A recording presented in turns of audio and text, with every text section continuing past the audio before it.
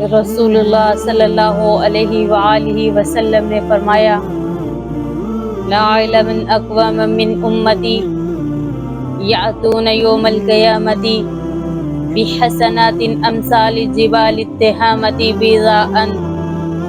رسول اللہ صلی اللہ علیہ وآلہ وسلم نے فرمایا، اے میرے صحابہ، میں تمہیں ایسی قوم کے بارے میں نہ بتاؤں جو کل قیامت کے دن تہامہ پہاڑ جتنی نیکیاں لے کر آئیں گے، فَيَجْعَلُهَا اللَّهُ هَبَاءً مَنْثُورًا، اللہ ان کی نیکیوں کو دھول بنا کر اڑا دیں گے۔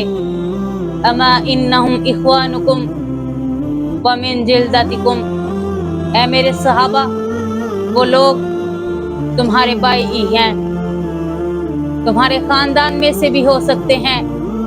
وَيَأْخُذُونَ مِنَ اللَّيْلِ كَمَا تَأْخُذُونَ، جس طرح تم عمل کرتے ہو وہ بھی ویسا کرتے ہیں، جس طرح تم نماز پڑھتے ہو وہ بھی نمازیں پڑھتے ہیں، تم تہجد پڑھتے ہو وہ لوگ بھی تہجد پڑھتے ہیں، تم استغفار کرتے ہو، ذکر و اذکار کرتے ہو وہ لوگ بھی ذکر و اذکار کرتے ہیں۔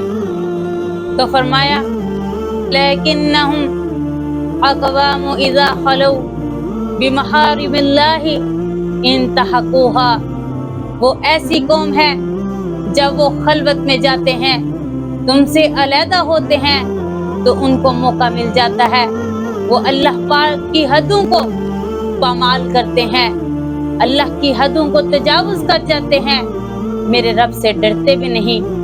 اور دعا کیجئے اللہ پاک ہمارا ظاہر، ہمارا باطن، ہماری خلوت اللہ پاک پاک بنا دے۔